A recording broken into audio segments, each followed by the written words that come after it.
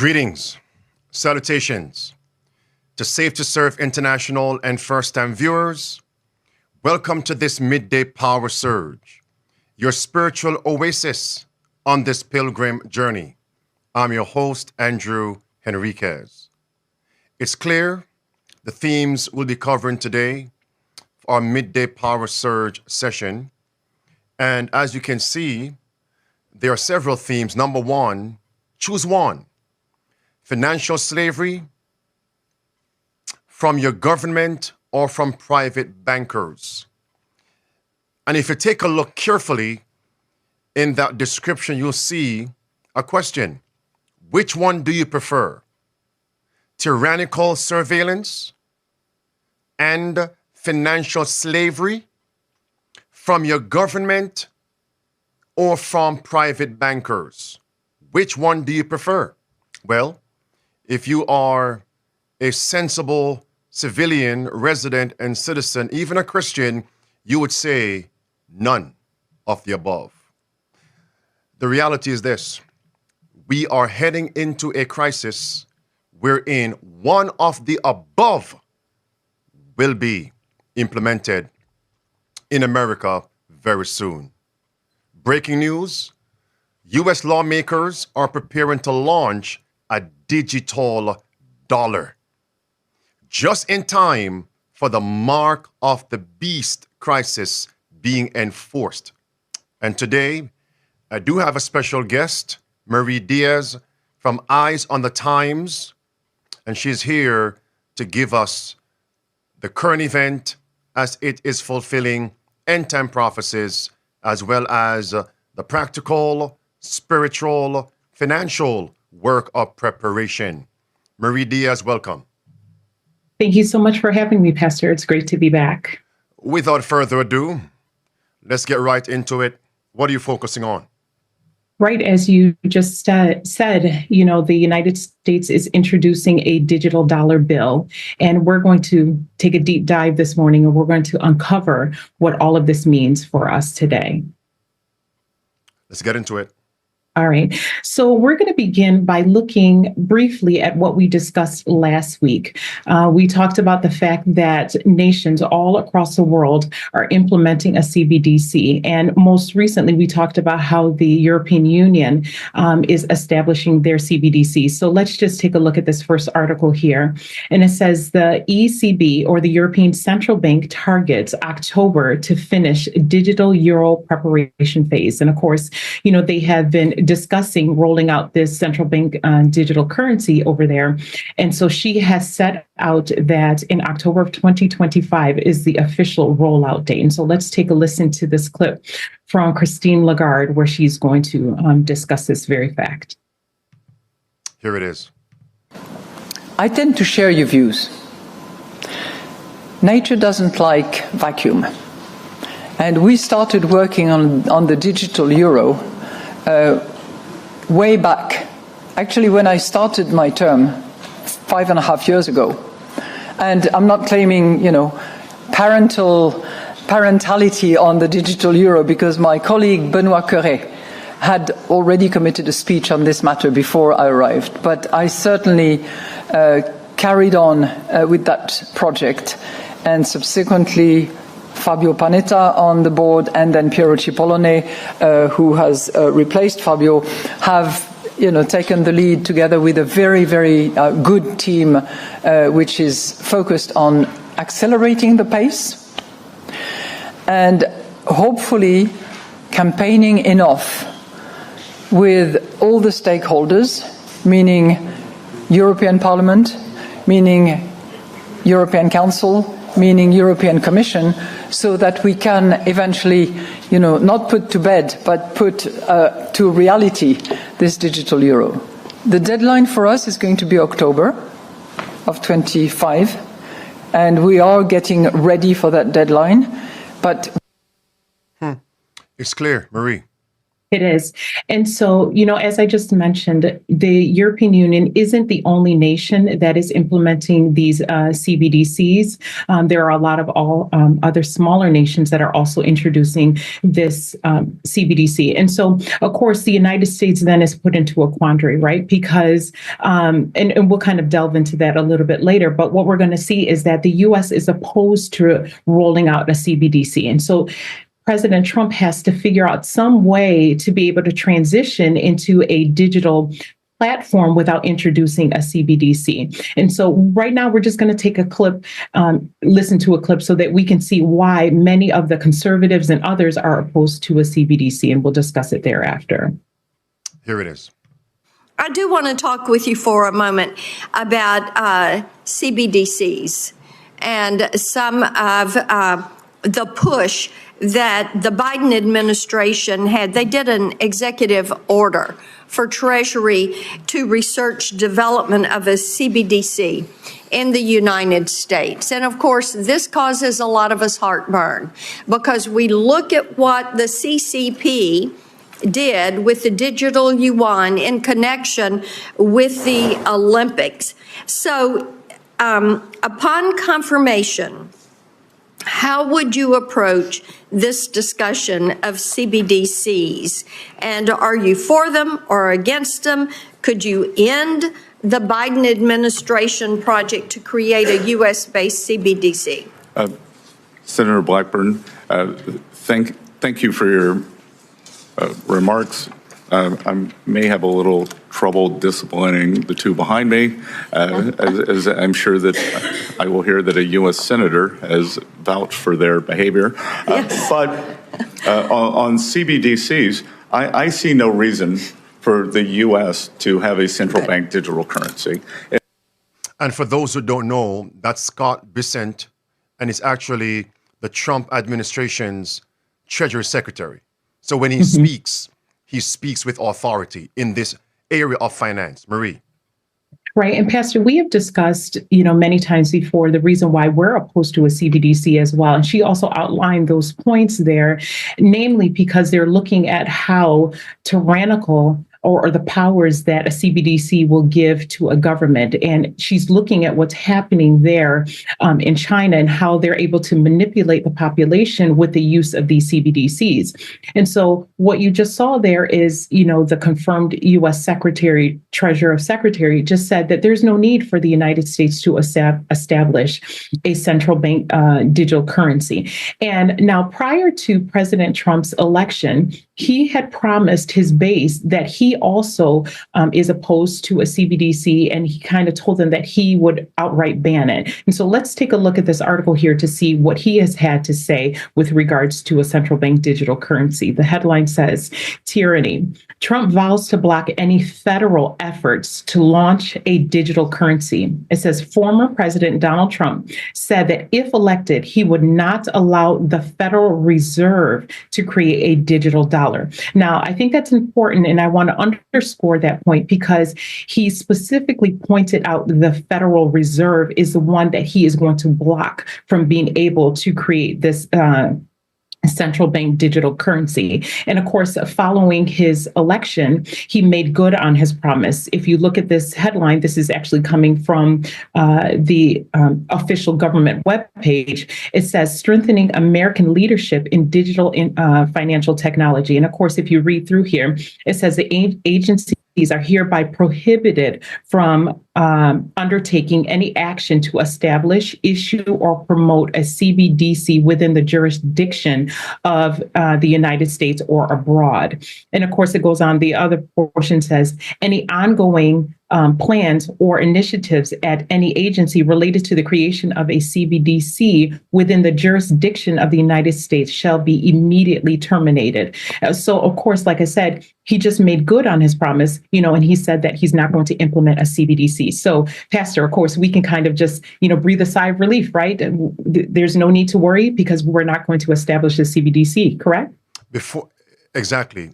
And that's just for those who are ignorant of what is coming. So they terminate the CBDC only to implement something else, which I'm going to allow you to pronounce, announce, and break that news. Before we go there, Marie, let's play 2 clips where he actually said that. Clip number 1, no CBDCs. Fix the audio on this one, preacher. I think the audio is somewhat poor. Clip 1 of 2. Yeah, I think it's coming through one channel. Do you hear it, preacher? No, you don't hear it? No? Nothing? Okay. All right, clip 2. The first clip was when he was on the campaign trail. No CBDCs, he said. Clip 2. The order ensures banking services for crypto companies are protected. It also bans the creation of a central bank digital currency, CBDC, in the US, arguing it could compete with existing cryptocurrencies. There it is. Okay, Marie. Right. And of course, so like I said, now President Trump is presented with this dilemma, right? Because the world as a whole is transitioning over into this digital financial infrastructure, and the United States is kind of on the borders. And like I said, he just created this ban against the CBDCs. So we're going to take a look at an article that's just going to confirm this. This is coming from Reuters. It says Trump's digital dollar ban gives China and Europe CBDC free rein. Donald Trump's rapid move to ban a digital dollar has left the field wide open, observers say, for China and Europe to make their already advanced central bank digital currency, a CBDC, prototypes into global standards setters. While the United States has long seemed reluctant to turn the world's #1 reserve currency digital, the fact that it is now the only country to impose a presidential ban on such an asset is hard to ignore. And so, again, going back to what we had discussed during our previous presentation last week, and if you haven't seen that, I really encourage you to go back and take a look at that.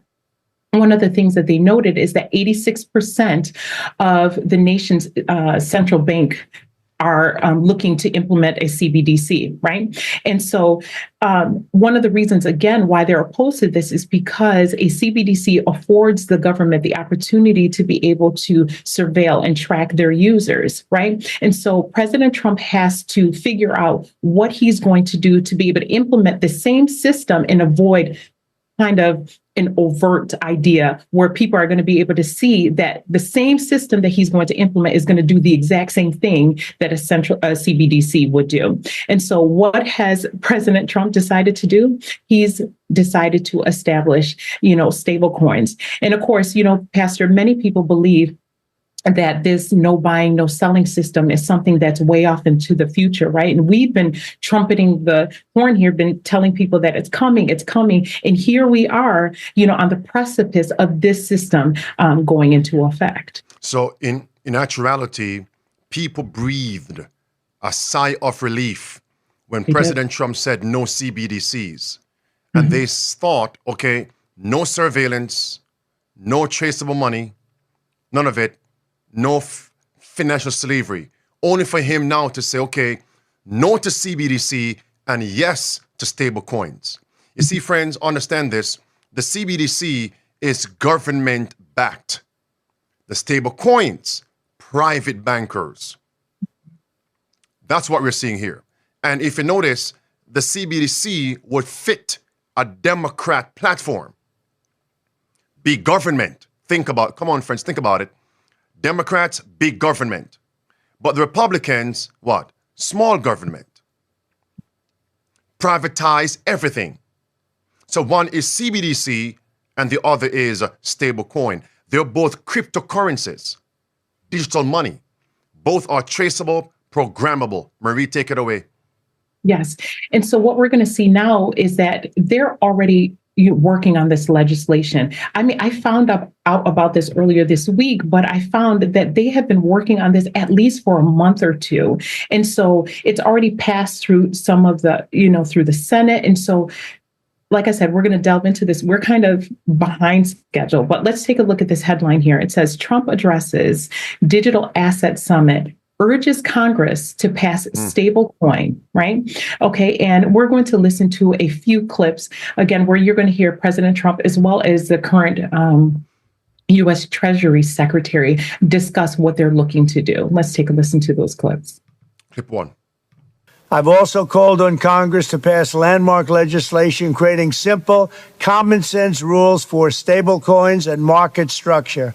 With the right legal framework, institutions large and small will be liberated to invest, innovate, and take part in one of the most exciting technological revolutions in modern history. It's so big, it's, I think, as big as you can get. Pioneers like you will be able to improve our banking and payment system and promote greater privacy, safety, security, and wealth for American consumers and businesses alike. Like he said, this is huge, right? It is going to completely revolutionize the banking system. But let's take a listen to the second clip here. Clip 2. And we are going to put a lot of thought into the stablecoin regime. And as President Trump has directed, we are going to keep the U.S. the dominant reserve currency in the world, and we will use stablecoins to do that. Thank you. Now, he used some very interesting language there, if you caught it. He talked about using the stablecoin regime. And now, when you think of regime, you think of authoritarian, right? And so just want to kind of keep that in the back of your mind as we're moving forward here. But as he stated, the purpose or the reason why they're doing this is because they want to continue to keep the U.S. dollar as the dominant reserve currency, okay? And so again, he can't do that if, we're still using this same outdated, fiat system while everybody else is using a digital system. And so the next article is, again, going to reiterate the fact that they're going to establish these stable coins, but it's going to tell you emphatically that a stable coin is, in fact, a digital dollar. So let's take a look at this article here.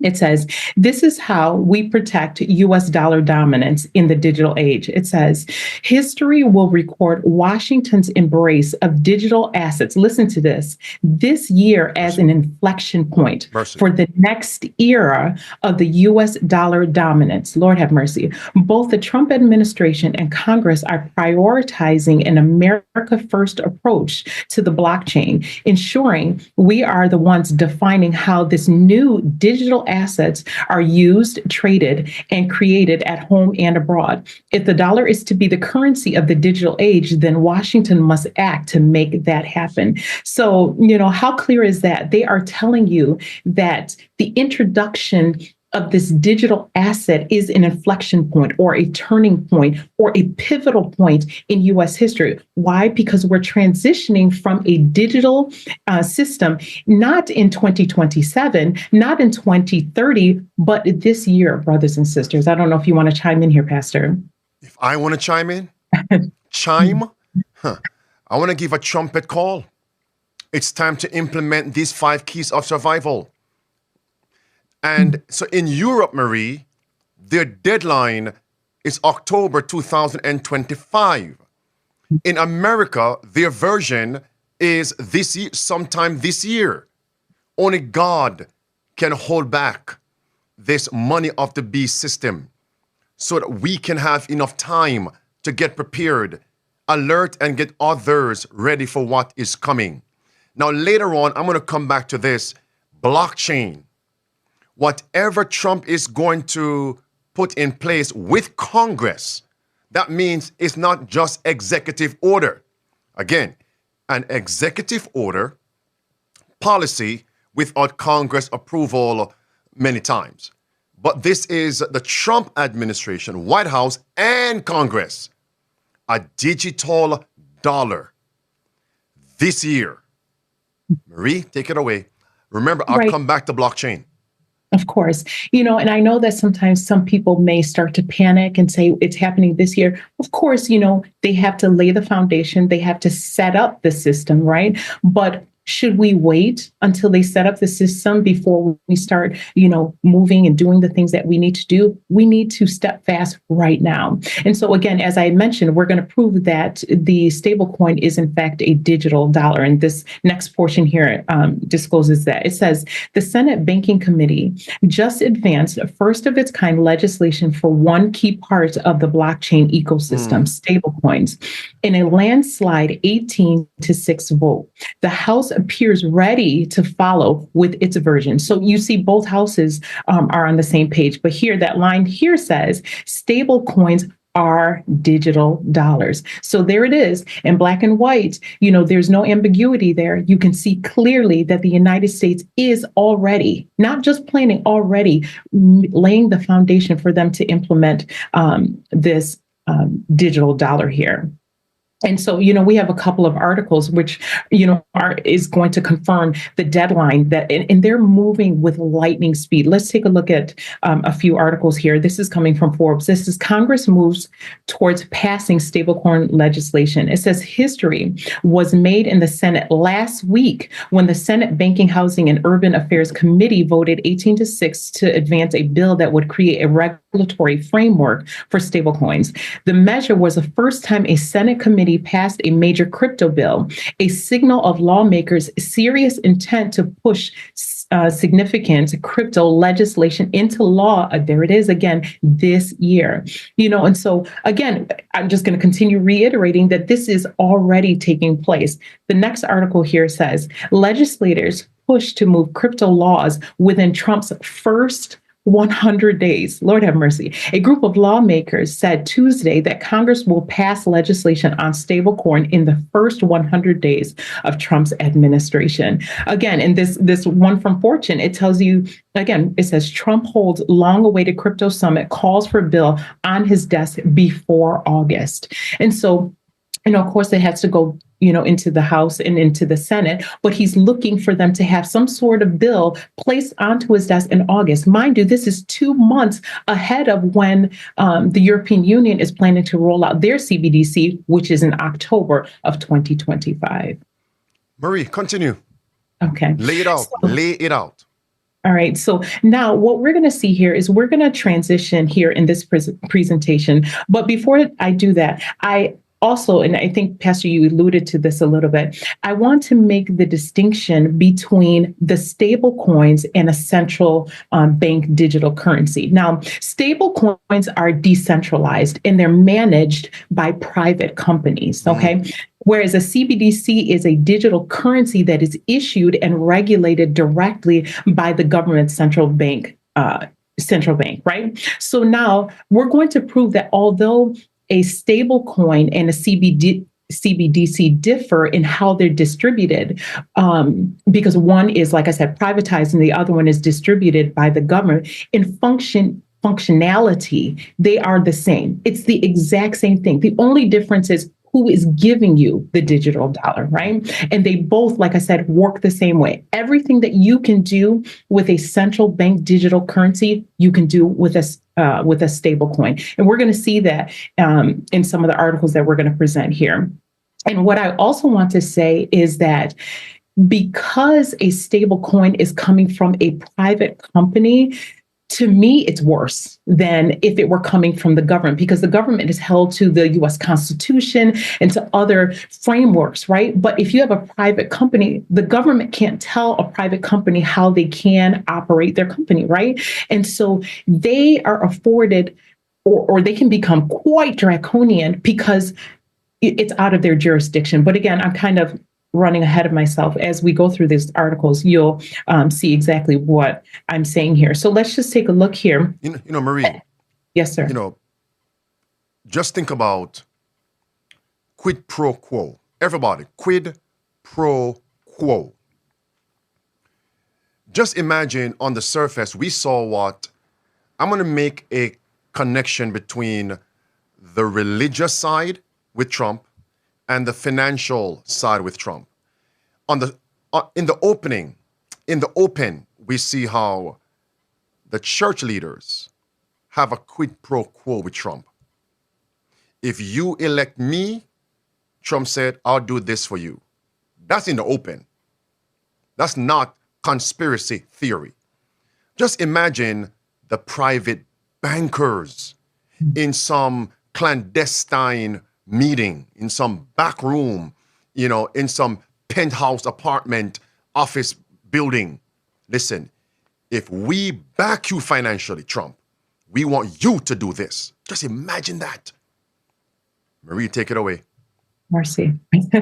Very solemn, right? And isn't it interesting that during President Trump's inauguration, he had all of the oligarchs, all of the tech companies, all of, and of course, you're not going to see the big wigs, all sitting by, because of course, they don't want you to know their connection with them. But as you rightly stated, I mean, they're all in bed with each other. It's about, the companies that make money. And we know that the love of money is the root of all evil. And so what won't they do, given the right price? But let's take a look at this headline here. It says, the Genius stablecoin bill is a CBDC Trojan horse. And of course, the Genius, the name of the bill is called Genius, is a stablecoin bill that has been introduced to the law that the lawmakers are currently working on. The article continues, the recent Genius stable bill in the U.S. is merely a thinly veiled attempt to usher in central bank digital currencies. Currency controls through privatized means. This is exactly what we've been talking about. It says the U.S. government will punish stablecoin issuers that do not comply with the new regulatory framework.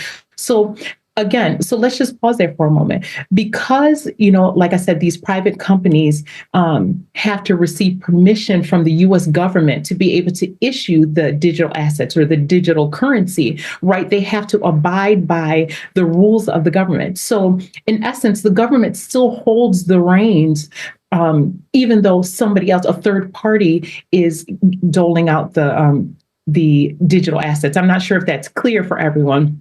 But it just goes to show that if the government establishes, rules and regulations that are draconian, that the companies can then, again, do whatever they desire to do, because they want to be able to receive permission to be able to give out the digital currencies. And so, like I said, the point that I'm really driving is just to show that regardless to who's giving it out, the government still stands at the top of the scheme, and they're the ones that give you the permission to be able to use it.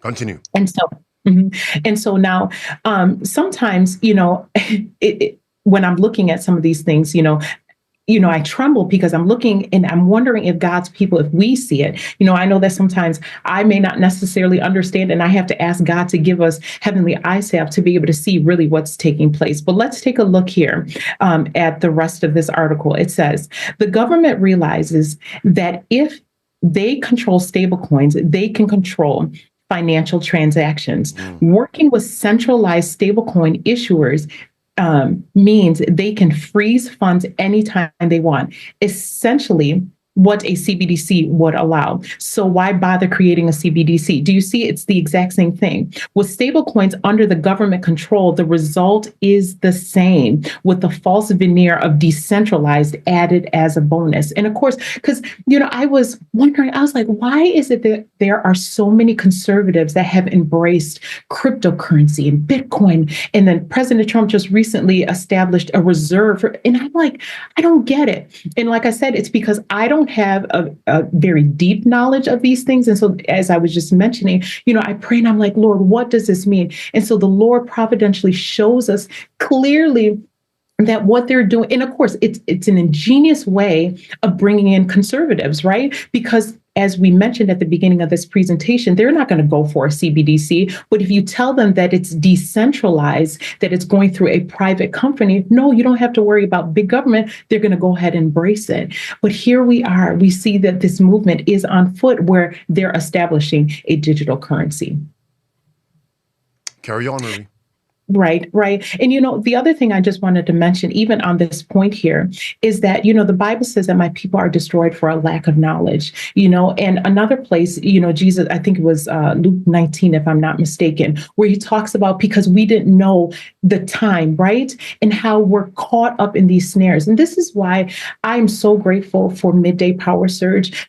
Because there's so much information that we're being given, right? And sometimes, when we present these things, people may think that the intent is to scare people. It isn't to scare anyone. Think about it. You don't think that a meteorologist is trying to scare you when they tell you that a hurricane is coming, right? They tell you in advance so that you can make the necessary preparations so that you can be prepared, so that you can board up your home or you can evacuate. That is the purpose of us introducing or talking about these things, so that you can make the necessary preparation and realize that you don't have 2-3 years to get into the country to come off of the system. But this is something that we need to do right now.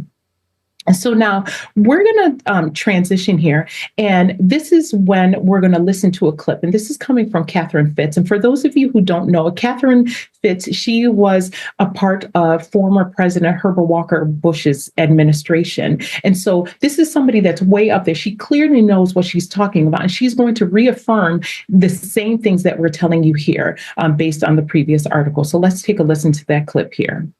Catherine Fitts. You look at how they're setting up the regulatory structure in the Genius Act, it looks like it's just a retail CBDC. In other words, but the banks are going to run it. It explains so many things. They're abandoning CBDC. They're pushing stablecoin. They're pushing crypto. They're pushing the dollar. And they're pushing control. It ticks off so many boxes. It's amazing.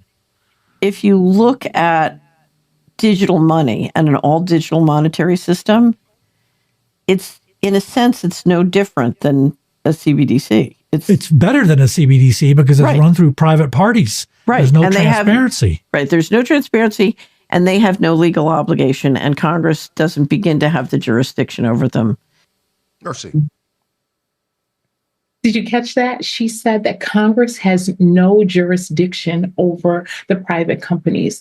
And I wanted to give us like a real concrete way of looking at that, right? Now, through the U.S. Constitution, we have rights and privileges, right? We have the freedom of speech. We have all sorts of things, right? And Pastor, often call, you call it you woke, right? We have those rights, but when you're using a private company's system, they get to dictate what is or isn't okay, right? And so you may have freedom of speech, but when you get onto you woke, you can't just say whatever you want to say. You can't oppose their agenda or things that they think you ought to listen to or things that they think is important for you to understand. If you go against the grain, they have every right to say that you can't use their platform. So now think of that same system dictating whether or not you have access to digital assets, to a digital dollar. Your money. Exactly. We didn't include it in the article, but you can do a Google search and you can see that the Bank of America is actually looking to, they're waiting until Congress actually passes the legislation, but they're looking to establish their own stable coin, right? And so the government can then say, yes, you have permission to disperse, these digital dollars. I don't know about you, but many conservatives have been debanked from Bank of America or defrocked. What are you going to do when all of these companies, this is why Sister White was opposed to monopolies, right? Because the monopolies have gotten to be so big. And if the government is working through just a few companies, how are you going to be able to transact? This is why we have to see these movements and understand that we have to come off of the system. Do you know what's striking? You just mentioned Bank of America in the points you just made. This morning, doing the research to come live in this lesson here, I actually punched into Google bank closings, banks that are closing. Those of you who are right now here with us live, if you can, just go on a second platform. Go to Google and type in banks closing. Hit go. 145 banks shut down across America in the last 5 weeks. Banking centers, face-to-face, shut down. I wonder why. Because everything is being moved online, digital. Now, we aren't opposed to a digital platform, as long as we still have other options. But when they drive everything to a digital platform, then they have control of everything. Marie, continue. And one of those banks is Bank of America. Major national bank closing, dozens of branches. The locations are revealed. It's right there in front of us. BOA closing banks. Continue. Right. So now we're going to take a listen to a clip, and this is coming from Whitney Webb. And those of you who aren't familiar with her, she is an accomplished independent investigative journalist. I love her work, and she, exposes a lot of the things that are taking place through, CBDCs and stablecoins. But we're going to take a listen to a clip where she is going to discuss how they could potentially transition us into this new digital infrastructure. So let's take a listen to that. Here it is. So, for example, let's say this financial cyber attack on the banks takes place, and they say, well, the existing money in your account has disappeared. The hackers took it, but we can return to you the exact same amount of money you had, but it won't be in the dollars you had before. It will be in USDC or this dollar-backed stablecoin, or it will be this token. So you can get an equivalent amount of money back, right, from the money that was stolen from you, but it has to be this new money. It has to be part of this new system. There's the potential here for people to steal money from you and then essentially give it back to you, but with new conditions and with a new social contract. Yeah. You voluntarily accepted this new system and voluntarily onboarded to this new paradigm. But it's a coercion to an extreme degree. All of your money was stolen, right? And now you can only get it back if you take it in the form of the digital dollars that we approve of, or the CBDC, depending on where you are, Now, Marie, I simply cut this clip into 3 parts. So each part will be able to be crystallized on the minds of the listeners and the viewers right now. Leave this indelible mark upon their minds, unforgettable. Did we just hear what she said? Clip 2. And the other thing that I'm really concerned about as it relates to, a coming economic crisis is that I think we're going to see a major effort to saddle American consumers with programmable, surveillable money and seizable money. And so, of course, a lot of people for years now have been very concerned about central bank digital currencies, or CBDCs. But there are also things issued by the private sector, like stable coins, for example, that are just as programmable and surveillable and seizable as CBDCs are. And then she's going to mention what type of surveillable money? The stable coins. Clip 2. So I think it's very likely in the event of a major debt crisis or some sort of crisis that damages significantly regular Americans' purchasing power, there will be an effort to onboard Americans onto one of those 2 versions of programmable, surveillable money. So it's possible, if Kamala wins, we could see a CBDC or something like that. But in the case of Trump, he's sort of come out in favor of stable coins. He did that recently at his speech at the Bitcoin conference earlier this year. And, stable coins are just as programmable and surveillable and seizable as CBDCs in theory are. And I think those, as people have rightly pointed out, are a threat to our financial privacy and ultimately our financial freedom. So, Marie, do you want to jump inside here before I go to clip 3? Sure. So, some of the points that I wanted to draw here is that she is saying all it takes is the right crisis, the right financial crisis to take place, and then they will transition you to the system. She particularly mentioned a cyber attack, and haven't we been seeing this all over the place, right? Whether it's in the airline industry, in banking, internet, phone lines, everywhere. And in addition to that, we've been told through the World Economic Forum that we ought to expect a cyber pandemic as well. So it isn't that far-fetched to believe that on the horizon, there could potentially be some orchestrated cyber attack that will then assist in transitioning us to this digital system. There was one other point that I wanted to draw, the fact that we're also in the middle of what could potentially be a recession. Last week we discussed the fact that President Trump talked about how he would not say that there isn't a possibility that we could enter into a recession. So all of these things are playing at the same time while they're discussing rolling out CBDCs. And so I think it's important for your audience to bear that in mind as we're looking at these things. Let's play the 3rd clip to close off this segment of her speech. And then I want to ask a very imperative question. Here it is. People should be focusing not just on CBDCs, but also, these other, digital currencies that have the potential to offer those same, Orwellian functionalities to the people, issuing them and producing them. Do you want to close off here, Marie, and let me draw the question? Sure. The only thing that I really want to say here is that there is that misconception that conservatives and others who are embracing Bitcoin and all of these things, remember, it's all digital money, right? And so in a flick of a switch, you've lost your money. And so this idea that because it's decentralized or because it's coming from a private company somehow means it's less draconian is a misconception. And we want to be able to, remove that veneer so that everyone can see the danger with these stable coins. And that's exactly where I was going with the question.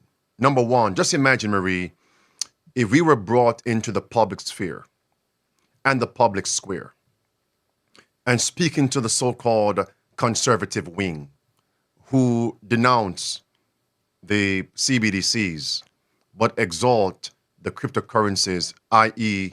the stable coins from President Trump, not realizing that it does the same thing. Surveillance, loss of financial freedom runs contrary to your financial security. But now notice, Marie, imagine if we were brought on a podcast. We are brought into the circles of people such as Whitney Webb and Catherine Fitz. They can see clearly the danger of CBDC, government control issued, all right? But it takes away financial freedom. Now they can also see the dangers, the tyranny of the stable coins being pushed by President Trump because it's being issued by private bankers. So they have seen it, but just to an extent. They don't know who's behind, who is on top, who controls the private bankers. Imagine, Marie, if we were to ask them, Whitney Webb, Catherine Fitz, and those in that circle, whose eyes are being opened, do you believe in the Bible? And they say yes. End-time prophecies? Yes, we do. What if I were to show you from Scripture the power behind the private bankers? Would you want to see it? Would you believe it? Mm-hmm. I want to see it, they might say. I would believe it because it's from the Bible. Imagine, Marie, if we bring them to Revelation 18 and we read verse 2, Babylon is fallen, is fallen. We read verse 3, that the merchants of the earth are waxed rich because of Babylon. You look in the eyes, Marie, of Whitney Webb and Catherine Fitz. Who would you call the merchants of the earth today? What would be their response, Marie? Well, all of those who are going to, give out the digital assets. These are the private bankers. Exactly. All right. And then we say, who is behind them? Who makes them rich? Who is at the top of the financial food chain, quote unquote? It's Babylon. And then, Marie, I could just see us leaning over on the table in their presence, in their direction. Do you know who Babylon is? Do you want to know who Babylon is? You are a professional in your field. You do deep research, Catherine Fitz and Whitney Webb. Do you know who Babylon is? Do you want a thorough research to see who Babylon is? What do you think they might say, Marie? Of course they would want Sure. And then we say, give us 5 minutes. And we begin to walk it down through Scripture to identify ancient Babylon. And you come now to modern Babylon, and their eyes are open. Wait a minute, you mean Babylon in the primary sense is popery? That would be a fulfillment of Great Controversy, page 606. Then we can truly say, come out of her, my people. Come out of her, my people.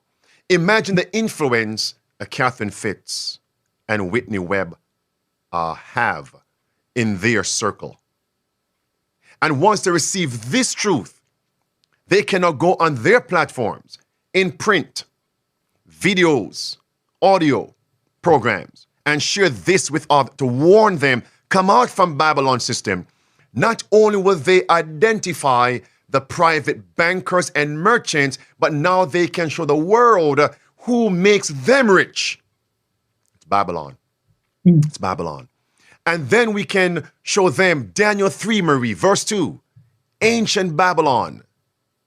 Marie, yes. I wonder if they would realize that in order for King Nebuchadnezzar to preserve the fall of Babylon, he made sure he controlled the treasurers. Daniel 3, verse 2. And he erected an actual image of all gold. Do you remember what Trump just did with the image of gold and the head of gold? And then you bring them now to Revelation 18. And you show them verse 13. After you show them Babylon is appropriate, you go to verse 13. And when they read in verse 13 of chapter 18 of Revelation, and they realize the merchants who are made rich by Babylon, they will enslave the bodies and souls of men. Just imagine what Whitney Webb will then say. Catherine Fitz would then say. Just imagine them saying, we have never seen this before. Of course, we believe they're sincere. And if truth is presented, they would wholeheartedly accept it, get in harmony with God's word, and impart that to others. How many eyes could we open, Marie? So this is my prayer. This is my end goal. One of my visions for Midday Power Surge, to get into these circles, to show them further light, current events fulfilling end time prophecies. Any thoughts, Marie? Well, when you're talking about, the souls of men, and bringing them into slavery, of course, Catherine Fitz has made remarks about, this prison, right? And so they clearly, like you said, Pastor, they can see the trajectory. They can see where these things are going. They just need someone with that heavenly eye salve to be able to put those pieces together. And, Pastor, the same way that the Lord blessed you to be able to interview Alex Newman, I believe that by God's grace, he will open up the door for you to be able to speak to Catherine Fitz or Whitney Webb or Glenn Beck or, others. Maybe that's something that we should bring before the Lord during our next, all-night prayer, because we know that God is able and that God wants this message to go forth. And again, this is why it's important for us to discuss these current events, because this is what's on the minds of those that are in the world. So woe to us if we're not able to discern what's happening and apply it to Bible prophecy. Marie, to confirm what you just said, to deal with the cynics, the mockers, and scoffers who are saying, oh, you're too ambitious. You're too proud and prideful. Did God not use 4 Hebrews, which also included Daniel, to speak to the king of the world's superpower Babylon, Daniel 2, and speak about money and the rise and fall of nations? Head of gold, silver, that's monetary value. Rise and fall of nations. God did that. And we can also take it now to Revelation 13. Imagine, Marie, you show Whitney Webb and Catherine Fitz and others. Revelation 13 now, the end goal, verse 15 through 17. You won't be able to buy or sell except you go along with this mark of the beast. Now they are going to want to know, please educate us. What do you see? Your perspective, what is the mark of the beast? Because we see the monetary system being erected.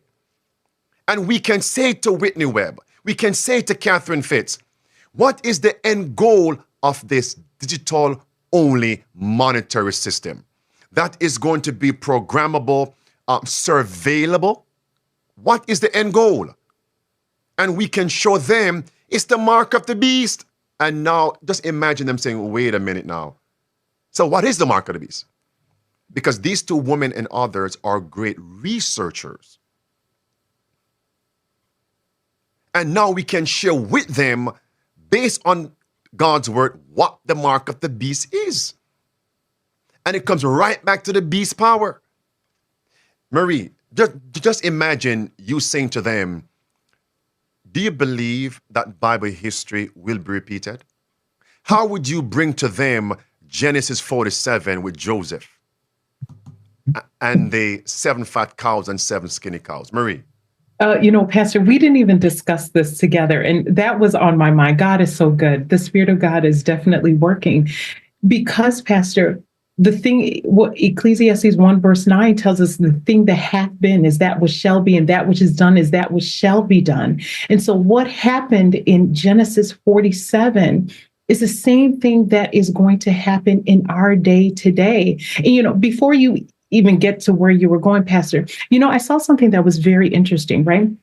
In Matthew chapter 24, the Bible tells us that in the last days, there's going to be wars, famines, pestilence, all of these things that are going to take place, right? I saw a link between an economic crisis and a famine, right? Because if you go back to Genesis 47, right, you saw that there was a famine that was taking place in verse 13, where it talks about, it says, and there was no bread in all the land, for the famine was very sore, so that the land of Egypt and all the land of Canaan fainted for the reason of the famine. Now, if you look at verse 15, it says, and when money failed, it says, in the land of Egypt and in the land of Canaan, all the Egyptians came unto Joseph and said, give us bread, for why should we die in thy presence, for the money faileth. So being able to show them that what happened in Genesis 47, right, this economic crisis leads to this slavery, right? Because isn't that what happened in Genesis 47? The people sold themselves. They sold their tangible assets, right? Their cattle, their land, even themselves. They sold themselves into slavery. And it goes back to what you were just saying about in Revelations 18, right? How the merchants were a part, and the souls of men, right, are being sold into slavery. So you can clearly see, if we were able to present it to them, how there is parallels between what happened then and what's to take place in our day as well. Marie, we have some people in the chat saying, call-ins, please. So they want me to quickly open the line. Call in. Pastor, open the phone line. Hold 1 second. Safe to Serve International, those of you who are live with us. Hold 1 second. Marie, let's talk about stable coins and AI. Mm-hmm. Yes. So in this final piece here for me, one of I found this article to be so interesting, and this is coming from the World Economic Forum. And what they're going to do is they're going to show us how there is this dangerous synergy between stable coins and AI. So let's just take a look at this article. The headline says, AI and stable coins, a pairing for a more intelligent era of online businesses. Much as we are seeing a convergence between the internet financial system and traditional ways of moving value, we are also seeing the rapid cross-pollination of stablecoins and AI. In many ways, these two seismic advances in technology work better together. Listen to this very carefully. It says, in addition, blockchain networks offer previously unimaginable levels of automation and efficiency through programmable smart contracts, which make it possible to design self-executing transactions that automatically take place once preset if then parameters are met. Now, that's a mouthful, right?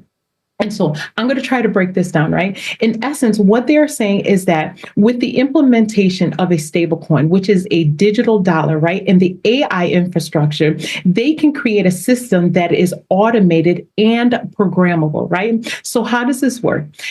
So they input data on an if-then kind of preset into the system, and it's self-executing, right? So now I'm going to give you an example of what it means when they say an if-then parameter. So if the government gives, let's say, for instance, everyone 100 carbon credits, right?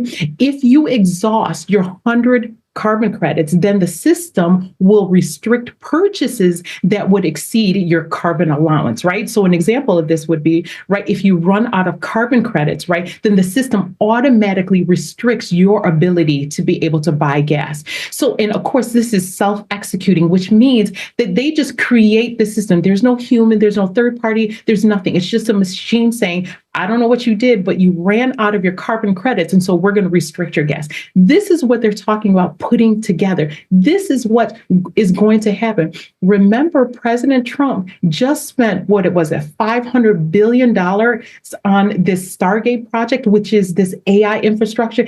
In addition to that, he just said that he's establishing the United States as the crypto reserve currency. I mean, I don't know how much plainer we can make it. They're putting these two systems together so that once they roll it out, they can manipulate it. Whitney Webb and Catherine Fitz just said that they are able to program, surveil, and also seize your assets once we transition into the system. It's plain if you want to see it. Money of the beast system.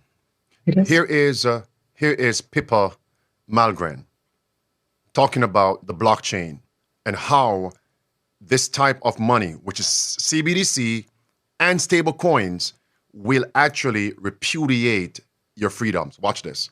And it's not about the U.S. versus China. It's about what underpins a world order is always the financial system. Clip 2. I think we are on the brink of a dramatic change where we are about to, and I'll say this boldly, we're about to abandon the traditional system of money and accounting and introduce a new one. And the new accounting is what we call blockchain. It means digital. It means having a almost perfect record of every single transaction that happens in the economy, which will give us far greater clarity over what's going on. It also raises huge dangers in terms of the balance of power between states and citizens. In my opinion, we're going to need a digital constitution of human rights if we're going to have digital money. Isn't it startling, Marie? I'm going to go through these points rather quickly and just send the alert if you want to chime in. Notice here, blockchain. CBDC is what? Blockchain. Stable coins. Blockchain. Birds of a feather flock together. Two wings of the same unclean bird. Are we ready for this new world order? Marie, here's Trump again stating why he's against CBDC. Look at the red words underlined in the middle.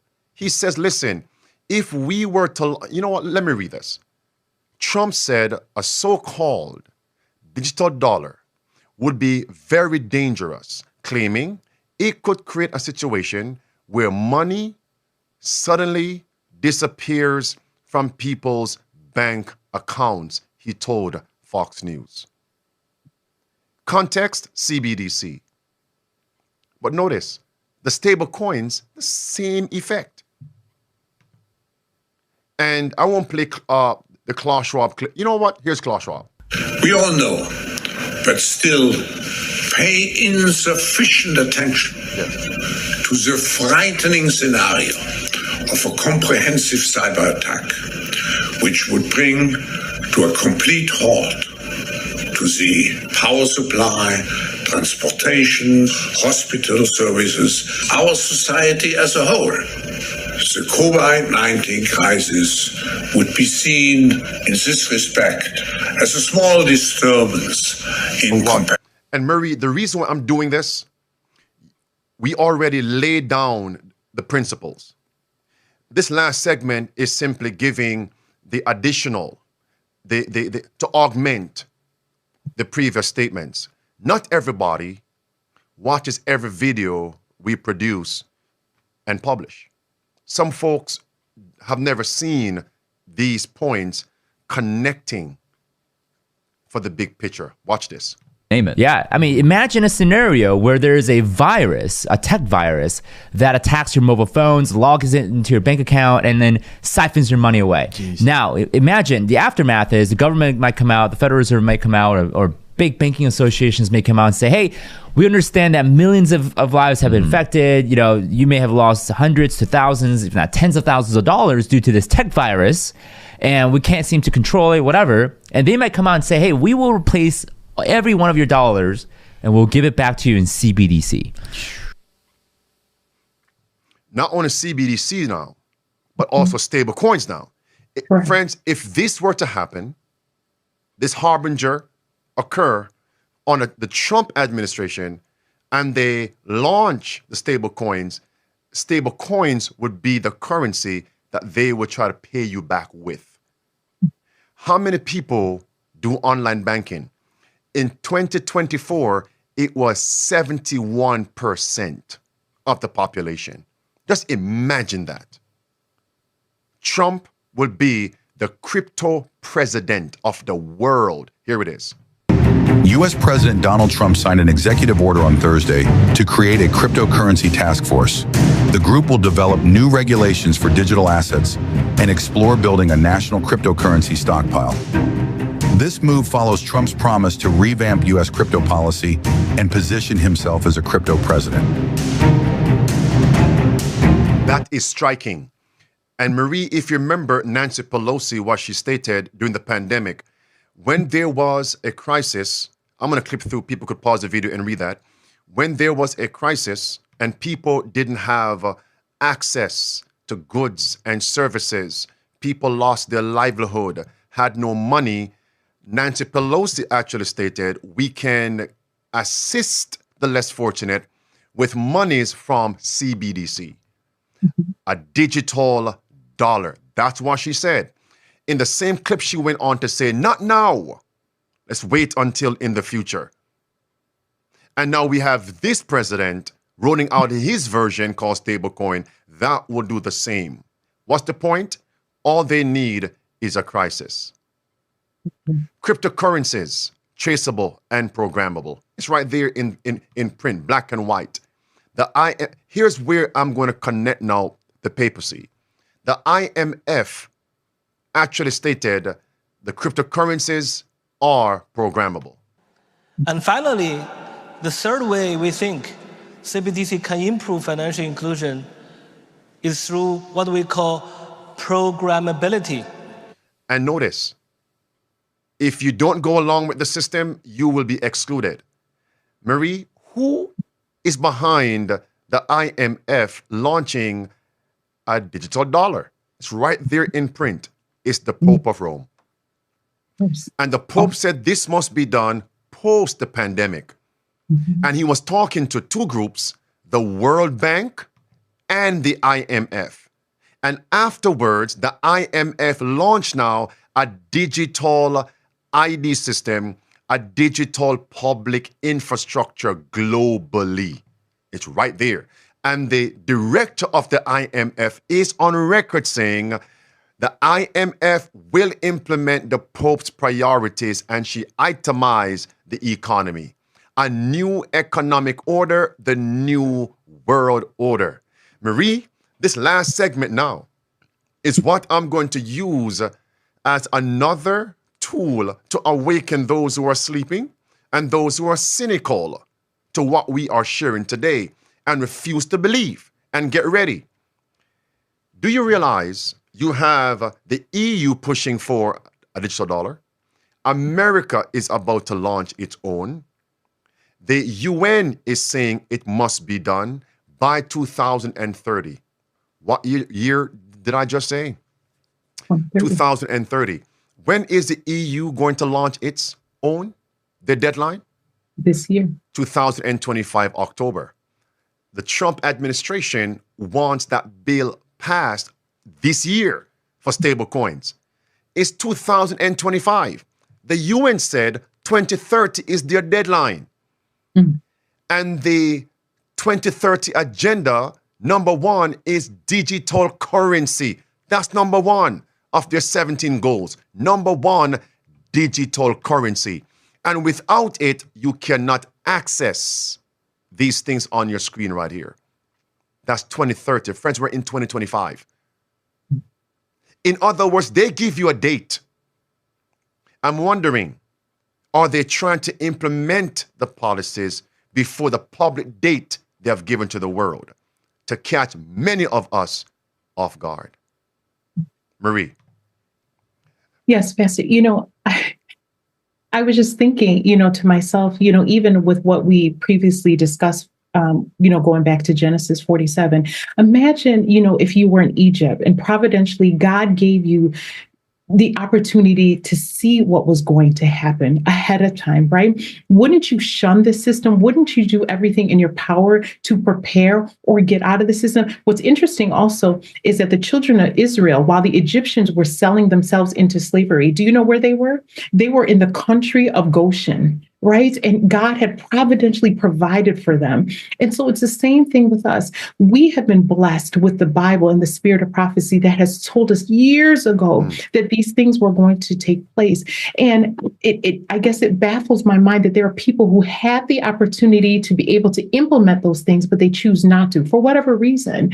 But again, we're seeing how these movements are taking place so quickly, it may catch you off guard. And now contrast that with what was happening in Jerusalem, right? They knew, Jesus told them that when you see the sign to flee, for whatever reason, some chose not to heed the warning, and they were left inside of Jerusalem. When the gates closed, there was no second chance. There was no opportunity to flee. So again, we're seeing these things, not to scare you, but to show you that it is time to set your affairs in order. I just wanted to mention that point there. Okay, here is Catherine Fitz to augment what you just said. And the reality, as the financial system gets more controlling and more invasive, it's a little bit like bringing up a corral around us. And CBDCs, central bank digital currencies, and vaccine passports or digital IDs are sort of the last shutting of the gate. Now, when Catherine Fitz made that point about CBDCs talking about a digital dollar, there was no movement to implement what is called stable coins. If there was, then Catherine Fitz would have added CBDCs and or stable coins. It's the last shutting off the gate. When you shall see, there it is, when you shall see Jerusalem compass about with armies, know the desolation thereof is nigh. Marie, here's my closing point. Christ cleansed. I'm going to make a connection here between the term stable coins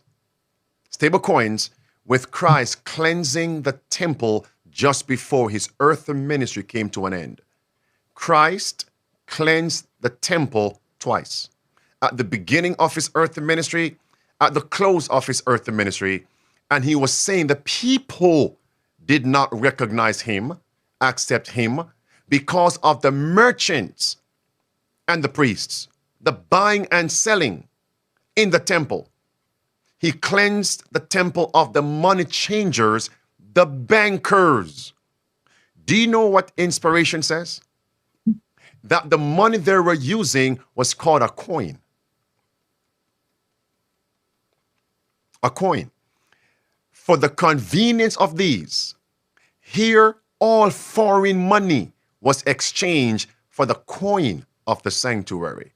And it was required that all foreign coin should be changed for a coin called the temple shekel. Meaning, friends, I'm not sure if you're seeing what I'm saying and what I'm reading. That means it was a centralized currency. It doesn't matter what you spend outside there. When you come here, everything must be transferred